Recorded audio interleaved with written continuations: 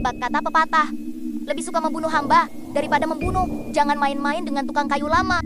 Ini adalah pantang larang yang terkenal di kalangan rakyat. Tukang kayu yang berkemahiran tinggi biasanya telah mempelajari buku Luban. Tidak ada kekurangan beberapa silap mata dalam buku itu. Jika Anda sengaja menyinggung perasaan tukang kayu, lebih ringan, lebih sakit, yang paling teruk ialah kematian keluarga. Inilah yang terjadi di kampung semasa saya kecil. Masih ramai yang ingat. Pada masa itu, Anda perlu mencari tukang kayu untuk membina rumah dan perabot besar. Seorang tukang kayu bernama Li Zongping di kampung. Ketukangan, sangat baik. Orang-orang di sekelilingnya suka bekerja dengannya. Awal pagi, seseorang datang mencarinya untuk membina rumah baru. Pelawat adalah orang yang kaya dan berkuasa di kampung yang tidak dapat menyimpannya. Tahun pun ini bergantung kepada bekalan, gelap jualan, dan bilik tarian mendapat banyak uang, walaupun harga yang ditawarkan tidak rendah.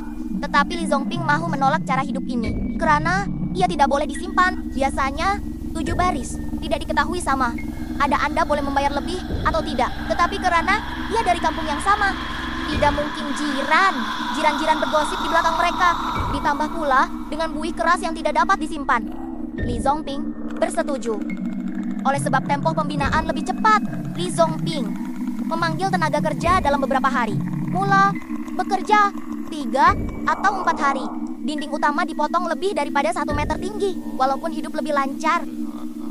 Tetapi hati beberapa pekerja sangat tidak senang.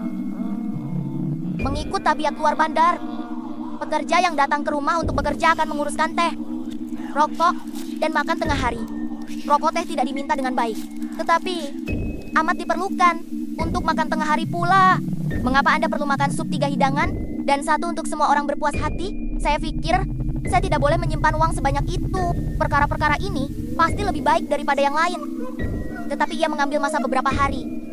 Bukan setakat tidak menghisap rokok, minum seteguk air, makan tengah hari ini pun sukar untuk diucapkan. Bukan sahaja tiada kubis, beberapa hidangan vegetarian juga adalah jenis busuk yang basi. Daun sayuran, melihat beberapa pekerja yang penuh dengan rungutan. Li Zongping juga tidak melakukannya. Undang-undang, lagipun, kehidupan ini diambil sendiri. Ia berbaloi untuk menenangkan semua orang, untuk menyiapkan rumah secepat mungkin, mendapat bayaran lebih awal. Tetapi pekerja bekerja keras setiap hari. Dondon hanya makan sayur-sayuran. Sesiapa sahaja tidak akan mempunyai kekuatan. Kelajuan membina rumah menjadi perlahan dengan ketara. Li Zongping tahu ia tidak boleh disimpan. Saya tidak paham peraturan ini. Sekadar berpura-pura keliru untuk menjimatkan uang. Seluruh badan utama rumah itu dibina pada keesokan harinya. Pada langkah yang paling kritikal, rasuk atas telah tiba. Mengikut adat resam rakyat, hari ini keluarga Chu akan menyediakan 8 cakra untuk pekerja, meja dengan 8 mangkuk. Jika ada sesuatu yang khusus, saya akan membungkus sampul merah untuk tuan. Li Zongping tidak dapat menyimpannya. Saya bertanya tentang hidangan. Tanpa disangka, muka yang tidak dapat disimpan itu ditarik ke bawah serta-merta. Apa kata Anda? Saya akan memberi Anda uang. Saya perlu menjemput Anda makan malam. Adakah Anda menganggap diri Anda sebagai bapak saudara? Li Zongping mendengarnya. Ia menjadi marah sekaligus. Peraturan, sesiapapun macam ini, bagaimana ia berubah? Apabila tiba di tempat Anda, bau serbuk mesiu sangat kuat. Beberapa pekerja datang satu demi satu. Lepaskan kemarahan hari ini. Ia tiba-tiba meletup dan tidak dapat menyimpannya. Ia tidak boleh disimpan begitu sahaja. Saya tidak pernah melihat sesiapa yang berani membakar diri sendiri. Sejurus itu, saya menelepon dan mula menggegarkan orang. Beberapa orang bajingan kecil menonton tempat untuknya di bilik tarian. Tidak lama kemudian mereka tiba. Mereka ini adalah Samseng tempatan. Ditambah pula dengan penduduk luar bandar. Jangan cakap apa-apa tentang cinta. Berpusing-pusing dengan tongkat ke arah Li Zongping yang di hadapan, melambai ke atas. Beberapa pekerja memerhatikan keadaan menjadi lembut serta-merta dan tidak dapat menyimpan pedang. Lebih berleluasa, tidak menghiraukan kecederaan Li Zongping. Minta mereka memasang rasuk pada hari ini. Jika tidak, Anda tidak akan mendapat sesen pun. Li Zongping, seorang tukang kayu, dihormati di mana sahaja dia pergi. Saya tidak pernah mengalami permainan seperti ini sepanjang hayat saya. Beberapa pekerja menyokong Li Zongping pergi ke klinik kecil di kampung untuk membalutnya. Nasib baik tiada masalah besar. Semua orang kembali dengan sesak napas untuk berbincang. Jika tidak, Anda tidak boleh menyimpan sabar.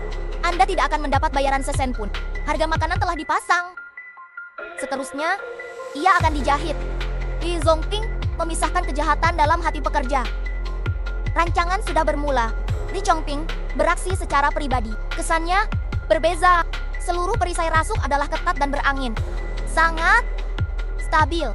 Rumah itu akhirnya dibina beberapa hari kemudian. Penampilan bergaya telah mendapat kekaguman orang kampung. Tetapi, disinilah perkara pelik bermula. Ibu yang tidak dapat dipertahankan berada dalam keadaan sihat. Tetapi lebih daripada setengah bulan, selepas berpindah ke rumah baru, tiba-tiba jatuh sakit teruk. Meninggal dunia tidak lama selepas dimasukkan ke hospital. Jika Anda tidak dapat menyimpannya, mereka akan mendominasi di kampung.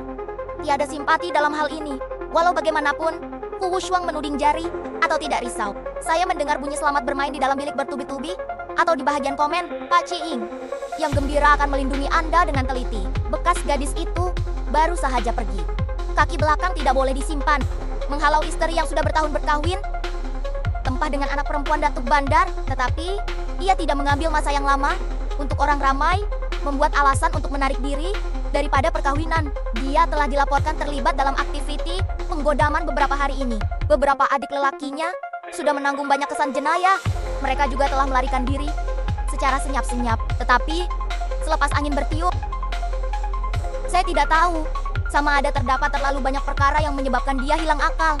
Apabila sebuah kereta tiba tepat pada masanya, berjalan ke sana, akhirnya remuk di bawah kereta.